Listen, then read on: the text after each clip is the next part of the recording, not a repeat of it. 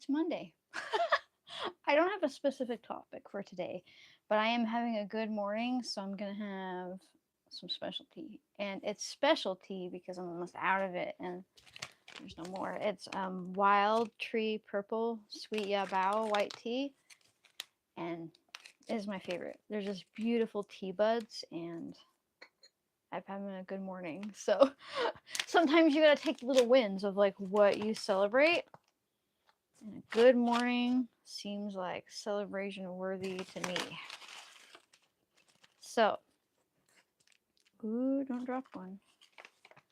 Let's get this tea started. I'm going to show you. See, it's like the individual. Let me see if I can get it to focus. The individual little buds. It's going to be a strong brew. And we're going to get going here. I was all amped up. I had a business meeting. Right, because I'm an adult who does responsible business things. And I had to be on at 7 in the morning because they are all the way in the UK. It's like 4 o'clock for them. And so, I'm all amped up from it going good. And then I'm slowly like coming down a bit from it. But I'm like, all right, had breakfast already. Let's do this morning tea. I have had a pretty good go of doing these morning tea time rituals Monday through Friday. And I mean, I still don't know where they'll lead. I know a lot of people want them to lead to like demonstrations and stuff, like where I'm showing you how to make something besides tea.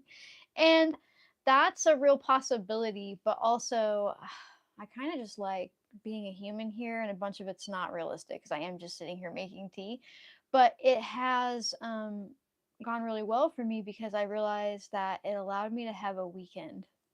Now I'm self-employed, so you're like, well, every day's a weekend. No, every day is Monday. Every day is work. There's no differentiation, or that's not even a word. There's no like differentiating like between like this is work days, this is rest days. My kids are grown and not in school, so it's like just every day bleeds into the next. And so I discovered that like when Friday came and I got done with like the morning tea time, and I got done with my stuff the next morning, I'm like, I don't have tea time.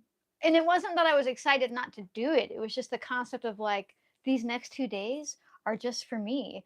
And there's something psychologically good about that I think self-employed people probably struggle with. Or homeschool people who homeschool their kids or anything like that, where there's like no like defined break. So that that is something that I'm noticing from these going live for 30 days tea times. And I think that really it's just an experiment. I've really just been wanting to see like what happens to my brain if I do this every morning. And so far, I mean, beyond the fact that now I'm noticing that I'm having weekends and I'm having like permission to quit, like the avoidance seems to be less. I will admit that I was gonna do a video this weekend so I could post something like like a how to make something or whatever. But I'm like, it's the weekend, so I might have to do those videos on the same days that I do tea time, because I definitely avoided that. Let me see if I make sure that I have. Oh, there we go. Live chat, so I can see everybody chatting. It only shows me top chat unless I go in there and make it to where I can see everybody. So I do like having topics.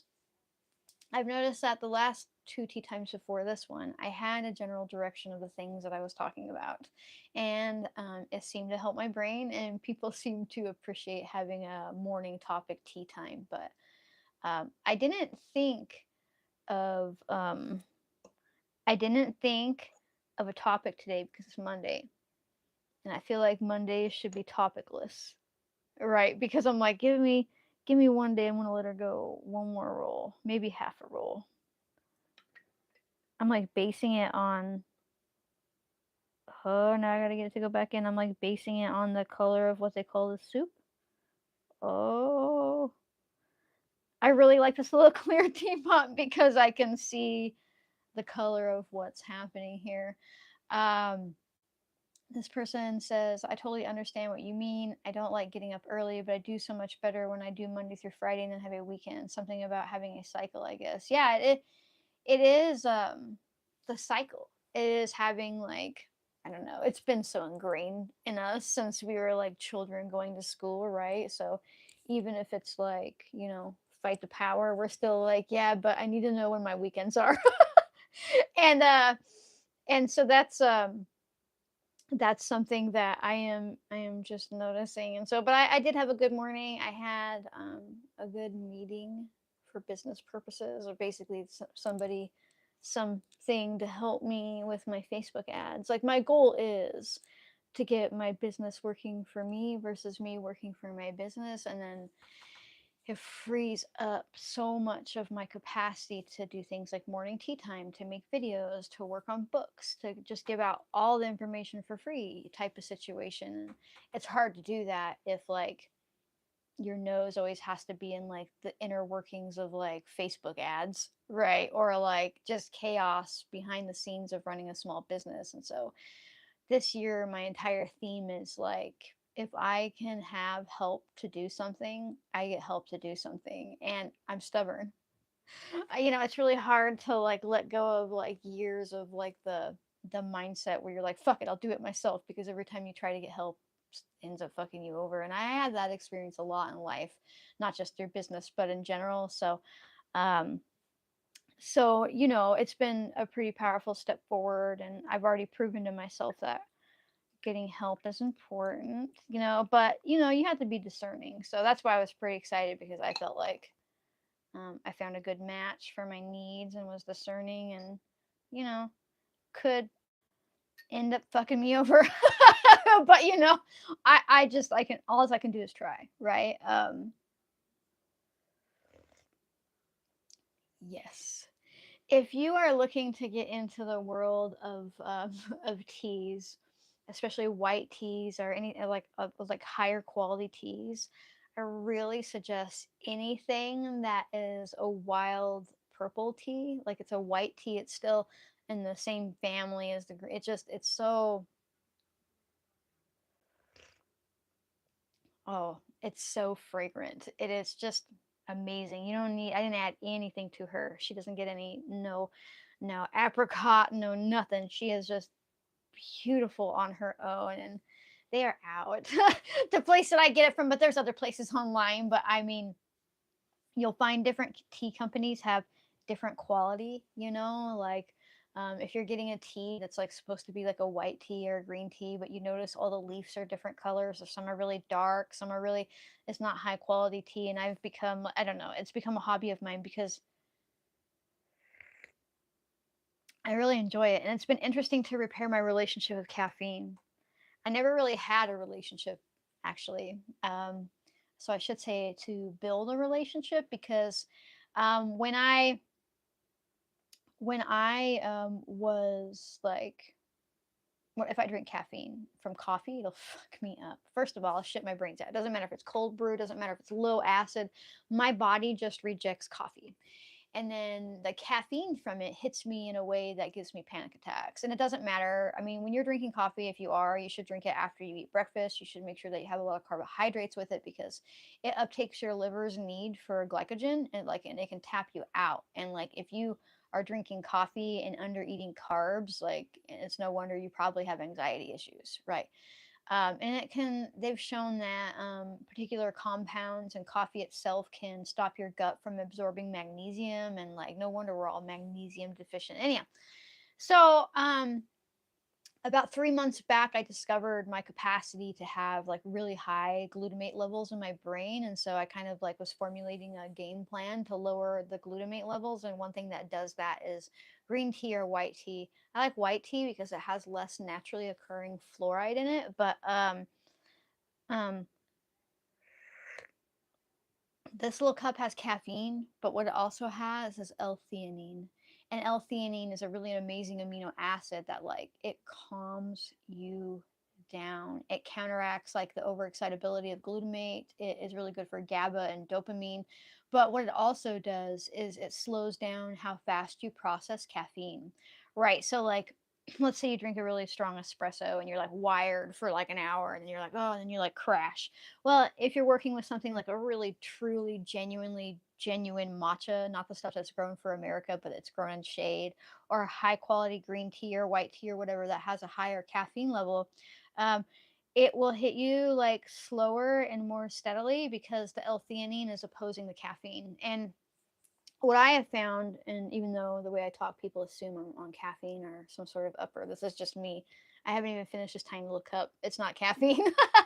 But I have found that I actually feel calm from it. I don't end up feeling jittery or wired. I have a calm, clear, productive energy versus, when you get like that hard stimulation hit and you're ready to like go a million miles an hour, but you can't actually concentrate on anything. You can't actually get your thoughts to be steady. And if anybody's living with ADHD, they're, or whatever, they're very familiar with that. But I really like the L-theanine, and I started with like a little sampler set of green or of white teas, and then it was just all over. I have like a whole cupboard full of different aged like cakes and this and that of different types of teas that I've been working with and seeing how they affect me and how they impact me. And it has been great, and I have seen a definite improvement in my health despite the caffeine. So yeah, and I just coffee just, it's such, I mean, it can be beneficial to an extent, but most people, the way they use it, it's not beneficial, right? You're already running on empty. You're already nutritionally depleted. You're already, especially if you're a woman, have been made to be terrified of eating carbohydrates. You're already like stressed out to the max. Your adrenals are already tapped out. And then you're like, coffee, coffee, coffee will make me feel better. And it pushes your adrenal and it causes adrenal fatigue. And I've talked against the perils of coffee for a long time on my channel, off and on throughout videos, but um, so tea. And I like these little baby cups. I know what's so funny is so I got this teapot off of Amazon. Always people always ask me, and I do link it in my like what I use it. Um and people in the comment and like in the reviews will get really angry about the size of the teacup and like how little tea this makes. But technically this is a gung fu set, meaning you're supposed to put a ton of tea in here, right? And you're supposed to do like a fast brew, like anywhere between like 5 to 15 seconds, right? And then people do that brew over and over again. So they don't need this huge, like, this is my teacup. Right? Like, you don't need to fill a fucking Stanley. But even if I don't do Gong Fu style, like, I still really like these tiny cups. It's more mindful. I feel like it's more medicinal. I can, like, me and my husband will usually share something this size, and so I'm not overdoing it. I'm giving myself a little bit of stimulation, a little bit of L-theanine, a little bit of antioxidants, right? Because I've really fallen into the concept of working with microdose amounts of herbs over the past couple years. It's one of the reasons that I started making my Synergism capsules, and so I believe that like herbs are amazing. Obviously, I talk to people about all kinds of herbs, and that's what I do. But I've noticed over the years that I feel like herbs in smaller amounts are more beneficial than like the huge amounts that the industry pushes for you to use internally, right? Like I still like nourishing herbal infusions because those are more about like nutrition based, but like I would rather use a really tiny amount of real lavender on a regular basis than a huge amount constantly, right? Because I feel like what happens is you overburden your system.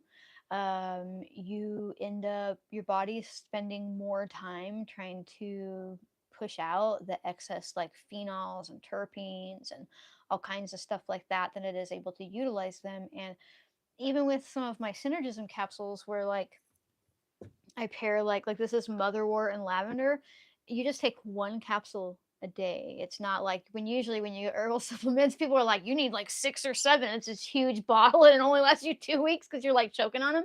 But I have found people talk about like they started working with some of my Synergism capsules depending on whatever blend they use compared to like the large amounts of herb they were using of the same variety, and they were finding more relief from whatever they were looking for help with.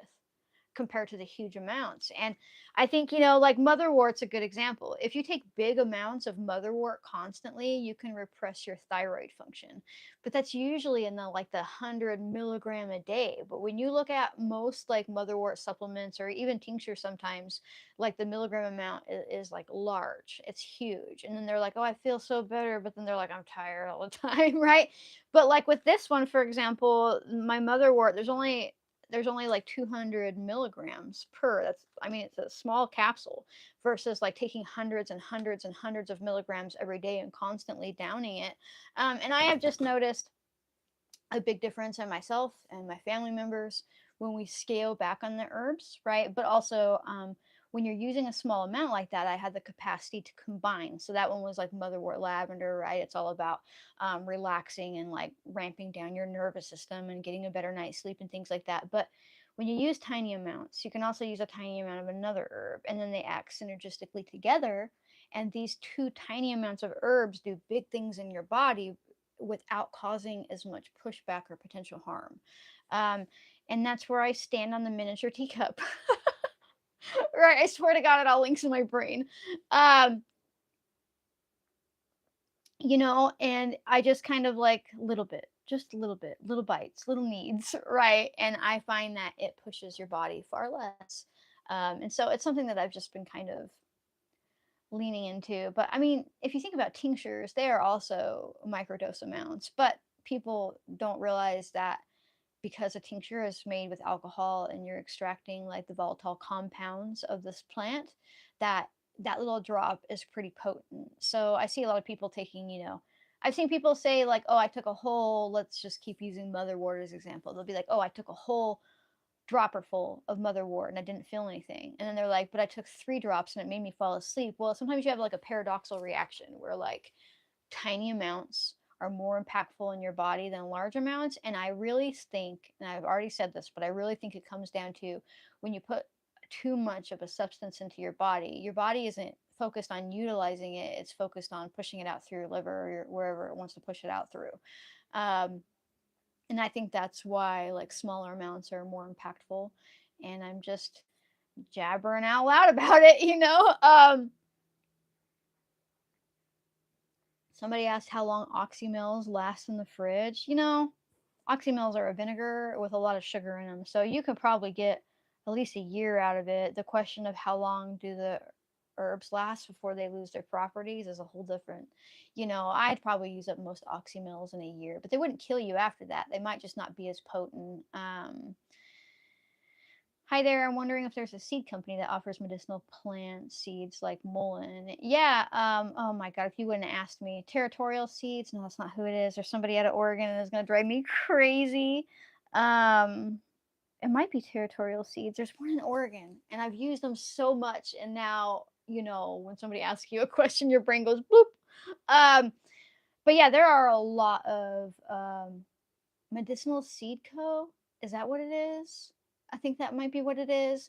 There's a place here in Oregon that like pretty much all they do is like medicinal herbs, seeds and or living starts.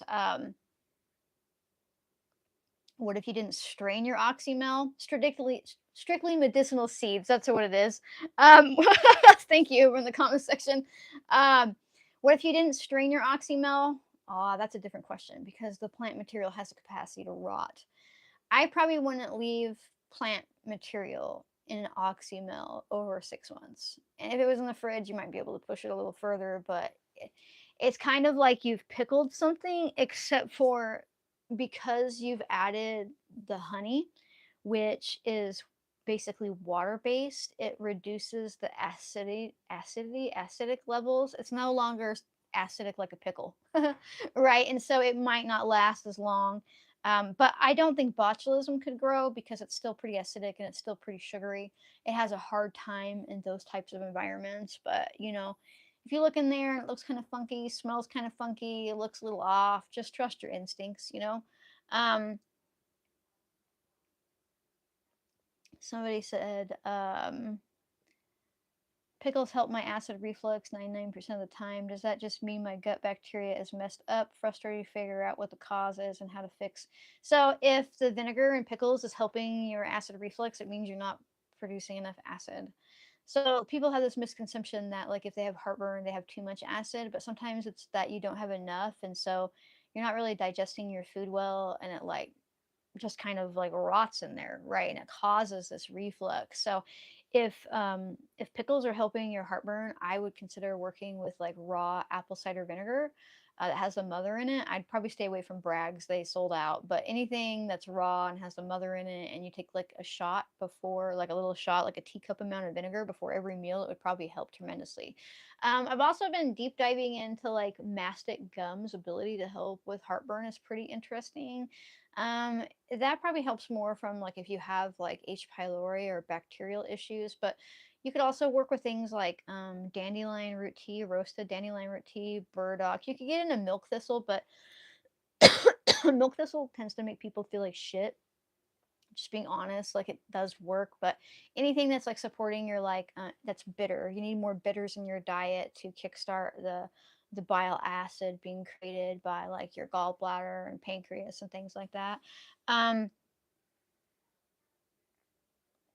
they were talking, somebody asked, can you talk more about OxBile for people with heartburn due to their gallbladder being taken out? My brother is suffering and I'm trying to convince him on the OxBile.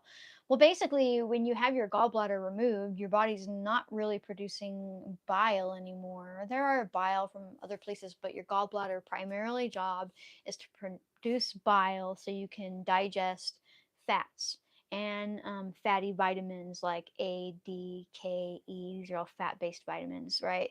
And so when you have bile from your gallbladder, it digests these fats, it goes through your digestive tract, and eventually what happens is if you're not eating a ton of fiber, especially, a lot of the bile, which has now absorbed onto the vitamins, gets shunted back up right into your liver, and that's how the vitamins get into your liver. But without any bile in your body, he probably had bile acid diarrhea a lot, was having gallbladder pain. There were issues with like needing to like actually remove some bile from his body, but they went to the extreme, and so they removed the gallbladder. It could have had stones, all kinds of issues, gallbladder attacks and things like that, versus supporting its functions, because we chop and drop in the Western medicine and we don't actually support anything, right? um, but the ox bile, you're basically removing the bile that your body is no longer producing. You removed it and you're basically replacing it now. Said removing, but meant replacing. You're replacing it. When you take ox bile, you are literally putting the bile into your system that you are no longer making. My sister had her gallbladder removed, and she was like, I'm so sick all the time. I'm like, you need to start taking OxBile. And I was like, you really, really need to start taking OxBile. And she had heard about it before. So she's finally like, okay. And now she's like, yeah, as long as I take OxBile, I'm not sick, you know? And I find that the smaller doses like work better than the larger doses. I think, and that comes back to what I was talking about early, but some people, if they get the really huge dosage amount, like, you know, they're up in like 1,000 milligrams of oxbile, you will shit your brains out because it's too much bile. So I like to stay in like the 100 to 300 milligram range. You know, you could even go a little lower than 100 and see how it works, because you could always get like a 50 milligram oxbile pill. And then if that doesn't feel like it works, you could put two together, take two pills, and end up at 100 rand. You have 100 milligrams, you have more ability to scale up than you do down.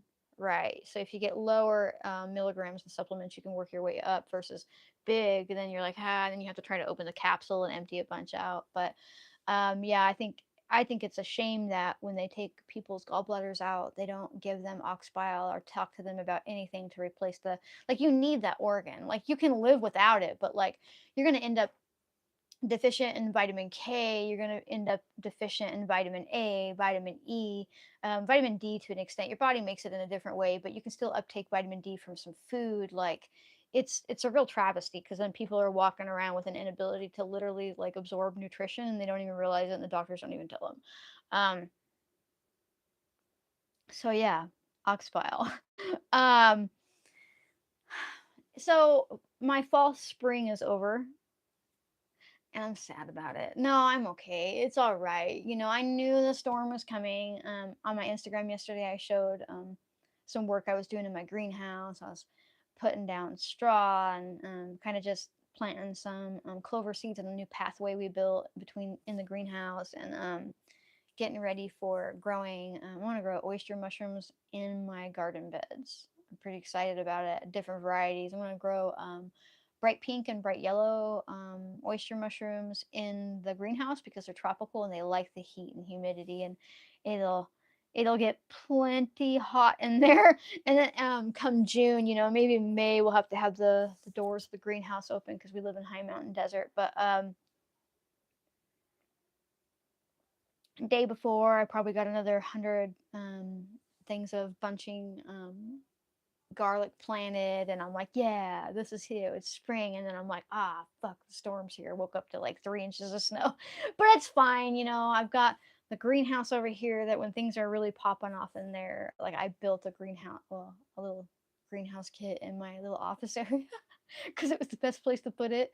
I've got lots of stuff started. I started tomatoes yesterday, which is ambitious, but I feel like we are going to inevitably have an early spring, and so fuck it. I started tomatoes. They'll give me like a 3-month head start. They'll be nice and mature when I plant them out. But that gives me a head start because I'm in zone 5A, but really I'm a little colder than that. That's just the nearest town to me, right? So I pretty much need my tomatoes to be done by early October, which is a stretch. You know, but so I'm excited, even though snow came, but we need it.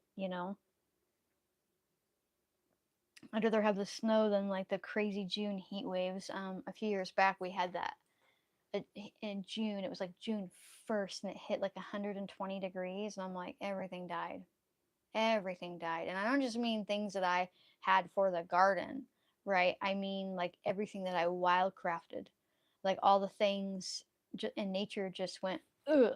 There was some stuff, but like, they're really, all the chickweed was done for, the catnip, the lemon balm, everything that like really thrives through June was just unalived by a sudden heat wave. And that year we didn't really get any snow, and not that mountains necessarily control the heat wave, but where we live, it's kind of like a valley, and then we're surrounded by the Blue Mountains, right? So if the mountains still have a lot of snowpack and they're still really cold up there, what happens is the river carries like air current down off the mountain, and it kind of just keeps the area a bit cooler, right? But if there's no snow up top and it's hot up there and it's already crunchy on the soil, you better believe that it got hot down here too. So I'm all about the snow. Let me see what's going on here. Oh, it changed it for me. All right. There we go. It wasn't showing me any of your comments. It was just stuck on the gallbladder one.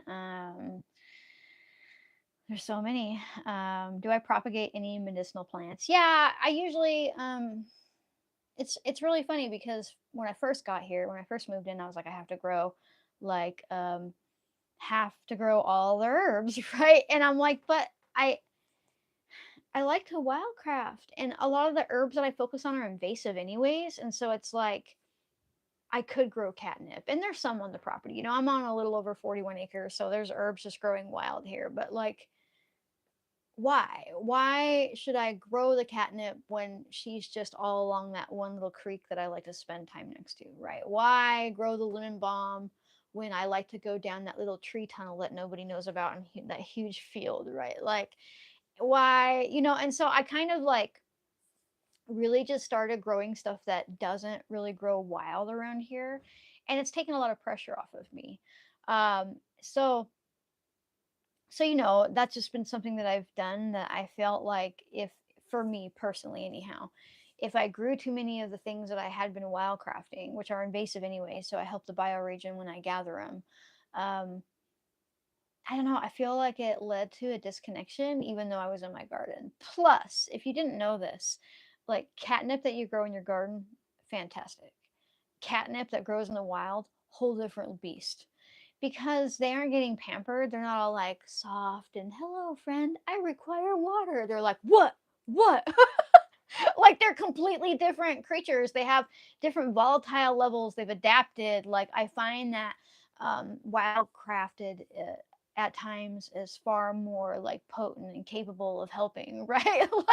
Like I'll be like, damn, you're surviving this, like when I see the catnip that survived the fucking heat wave when everything else around it died, I'm like, you don't fuck around. And so yeah, but I do grow like chamomile, calendula, motherwort, skullcap. I wish motherwort and skullcap grew around here in abundance or at all. Skullcap, we have some varieties of it, some really elusive varieties that I would really love to try, but like the plants are like this big. They don't get big, and they're like not everywhere. They're just like if you come across one and you somehow can make sure that it's not a fucking pentastone, because those plants, it's like there's thousands of them. You can't. They're all the same, and they look a lot like skullcap, but it's not skullcap. Even if you did find one by happenstance, you'd need a bottle of vodka on you to make the tincture right then and there, because as far as tincture goes, it's kind of pointless to make tincture out of skullcap with dried skullcap, because she loses whatever medicinal properties within like half an hour of harvesting. So I grow it. But you know, I really love chamomile, so I grow her a lot. And there is lemon balm here, and there's catnip here, and there's St. John's wort over my property, and there's all kinds of herbs here. And so I just kind of was like, well, you can show up if you want to, right? Sometimes what I'll do is I'll just, if I have gathered like let's say a bunch of fireweed, um, it will inevitably, if I don't give it a quick freeze before I go to dry it, she will inevitably go to seed if I forget, and she'll be all puffy, and I'll just be like, grow as you will. Right, because a lot of those are native to around here, so I kind of just spread wild seed, especially if it's not invasive, right? um but yeah, it just, I don't know, it feels more natural. I also need to admit that I'm horrible at houseplants. I have one houseplant, and it's an insulin plant, and she is finally like happy and healthy, but like it was a long discussion, right? Like I just, me and captive plants just aren't a thing. Like I have some in the greenhouse right now, but they'll go outside, right? So somebody asked why skullcap loses her medicinal property so quickly, because a lot of the terpenes flash off. And the thing about skullcap is she's a mint that doesn't have any scent, so her terpene levels are already really low. And then as they dry and die off, it just flashes off. Some stuff, that's why I always like to make tinctures for the most part with fresh plant matter, because once that plant matter has dried, you're losing a huge amount of water soluble terpenes that evaporate off when you're drying it out. It doesn't mean that you can't ever, make tea with these herbs. Like if you make skullcap tea strong enough with dried plant matter, you'll find out, but when it comes to a tincture, because you're using such a small amount and the properties have evaporated so drastically, that the tincture isn't really all that great, because there wasn't much to catch versus the huge amount you'd have in a cup of tea or things like that. But somebody wants to know what to do for gout. um, you got uric acid buildup, so your kidneys aren't happy, and so you have to start doing things to support your kidney, but also clear out the uric acid. I would work pretty heavily with like corn silk tea, corn silk capsules, corn silk tincture, but also then you could start working with like tart cherry to help break up that uric acid, and then maybe some dandelion root to get those kidneys up and going, or even cleavers infusion. But it's always about uric acid buildup, which comes from meat, by the way. You can get it from like meat and dairy, but even some people that go off of like red meat's the worst. It'll have the most purine that'll turn into uric acid. So my dad has one kidney, and so he lives with the consequences of if he now what's interesting for him is that like he can eat, and I think it's because it's leaner, he can eat like deer, like venison, elk, things like that, and it won't flare his gout as much. But if he eats like beef, even grass fed, even the stuff that we raise, it'll make his gout flare. So just look at your diet and how you can support your kidney functions. And definitely doctors are so bad at looking at just one part of the body like it's a machine. They're like, oh, you have gout, get your kidney function tested, right? Like, why aren't you passing out this uric acid? Like, what's happening? A big gun for uric acid reduction would be uva ursi, but also I would get your kidney function tested before you used uva ursi, because if you have like CKD or something like that, like chronic kidney disease or something going on, uva ursi could be damaging for that. Somebody said that their nettle patch has been usurped by vinca vine. I We don't have that here, but what we do have is those stupid manroots. The manroot vine, it's like a wild cucumber. Now, they're native to the western side of Oregon, but they're invasive on the eastern side, and man, they kill trees, they climb up, and they just, and they're toxic as shit, because a lot of people don't realize that, like, squash and cucumbers, which are in the cubert family, cucumber, whatever, they used to be poisonous until humans started making a relationship with them. But now I can't save the seeds from any cucumbers or zucchini that I grow, and particularly I can get away with squash because typically the winter squash will bloom after the manroot is done blooming. But if I have um, see I can eat the cucumbers that I grow, and I can eat the zucchini that I grow, but if I keep the seeds, there's a possibility that they would have been cross-pollinated with the manroot, and then the next seeds I start could fucking kill me. People have died because what happens is um, you end up getting cross-pollination and like create it to be like toxic again. Um, Oh, sorry. I don't know what that is then. I don't know what pseudo gout is. Pseudo gout, do you mean like you have like it hurts in like your toes, it like burns and stuff? I would really, yeah, I think somebody mentioned B12. I would look into a B12 deficiency, all the B vitamins. It could be from various B vitamin deficiencies, magnesium deficiency, you could be diabetic. But yeah, but anyhow, I can't grow and save cucumber seeds because I'll die. They call it manroot because when you dig them up, these fucking roots of this plant are like this big, and any little amount left in the ground comes back to life. I chop them and drop them as soon as I see them, but I mean, you really have to get the root out to kill it, and it's a problem. It's everywhere. It kills trees, and everyone's like, "Oh, it's native to Oregon." I'm like, "It's native to your side." Oh, it's coming over here and fucking things up like the drunk chick from the bar breaking out windows or something. Um, some thyme and basil got away from me. Can I make anything with it? Yeah, I love thyme. For you can check out my thyme and onion tea recipe. I like to make thyme tincture, thyme honey. Thyme is a mint. She's super medicinal, good at like breaking up like phlegm in the lungs and helping you breathe and stuff like that. Basil is kind of in the same family, has the same capacity. All the mints, if you learn like if you learn about mint family and what mint does in general, you'll find that she has all those similar actions across the whole like genus, like across all the mints. But then you can be like, okay, well, they all help with digestion. They all help with like immune system and stuff. But then you can be like, okay, but skullcap makes me sleepy. Lemon balm is good for nausea. You know what I mean? You can start learning about the different mints within the mint family. Um, okay, so somebody had a random. Let me scroll up here. I'm waiting for your books. I got the ebook, but it has disappeared on my computer and email, so I just got the book. So excited for it. Yeah, that happens to people a lot. You can always go to your recent downloads, and if you can't find it from there on your computer, you can go into your account from a desktop and on my shop, and it'll show your downloads. And then if you can't manage that, you can always send a customer service email, and my husband Kent will send you the the copy of the book.